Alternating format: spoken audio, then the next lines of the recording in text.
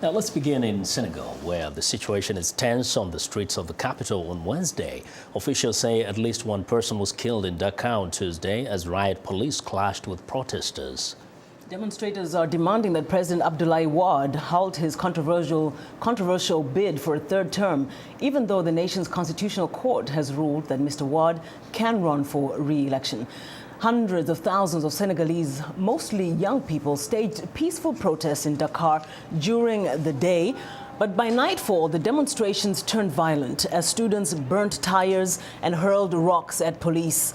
Riot troops responded with tear gas and water cannons. Witnesses and officials say the person killed was a 30-year-old student who died after being run over by a truck during the protests. Police say the incident did not involve a police vehicle.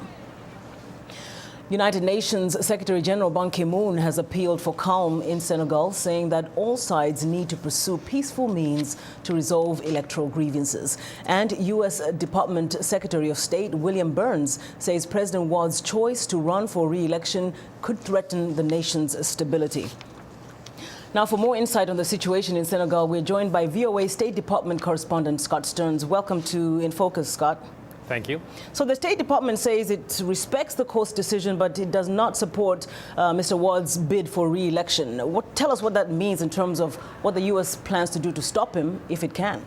It's a rather unusual move in that even before the Constitutional Court decision, the State Department said that it was regrettable that President Wade was trying to run for re-election. I say unusual because Senegal is a usual ally of the United States, and it is somewhat unusual for a country to tell the sitting president of another country that he should not run for re-election. Once he was validated as a candidate by the Constitutional Court, the State Department said that it certainly recognized and respected Senegal's judicial process, but still felt that it was better both for Senegal and for President Wade that he not run for office. Essentially, they were saying that by choosing to run for a third term, President Wade risks undermining some of the accomplishments that he's made in his administration, showing the way forward for democracy in West Africa, and said really that it's time that he give way for a new generation of Senegalese leaders. Now, to quote the State Department, our message to him is that the statesmanly thing to do would be to cede to the next generation. I guess that alone is saying enough. But what is the expectation here, that Mr. Wade will not seek re-election? No, I think the expectation is that President Wade will run for re-election and, well, may very well likely win. The question at the briefing, I asked the question about Senegal. And when State Department spokeswoman Victoria Nuland said, you know, he should not run, there was another question by another reporter who said, well, isn't that what you said about Yoweri Museveni when he changed the Constitution so he could run for president? He was reelected and there were no consequences.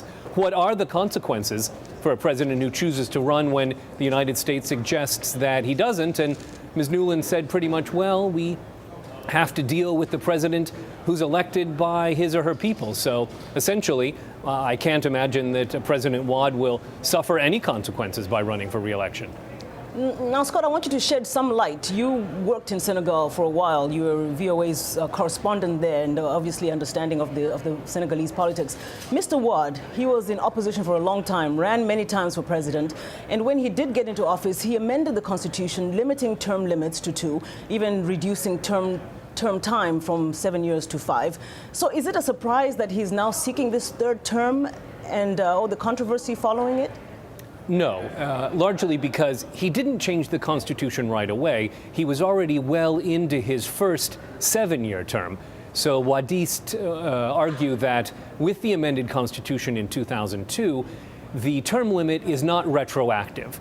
So President Wade's current term is his first, technically, and they argue that he's then eligible for a second term. His first 7-year term, well, that didn't count. Going back to the streets of Senegal, Dakar, where we are seeing all these protests, is that something you have ever seen while you were there? And what is your expectation of them? Will they escalate? What's your prediction? Well, certainly, I mean, I think this movement began in June with the really remarkable demonstration out front of the National Assembly protesting against ruling party plans to amend the Constitution to lower the threshold that a candidate would need to be elected president, and to create the post of vice president, which many Wade opponents felt would be created for the president's son, Karim. Well, Scott, I'm going to have to stop you there, but we'll have this conversation again. Thanks so much for all those insights into the situation in Senegal. That's VOA State Department, VOA correspondent Scott Stearns speaking to us from the State Department.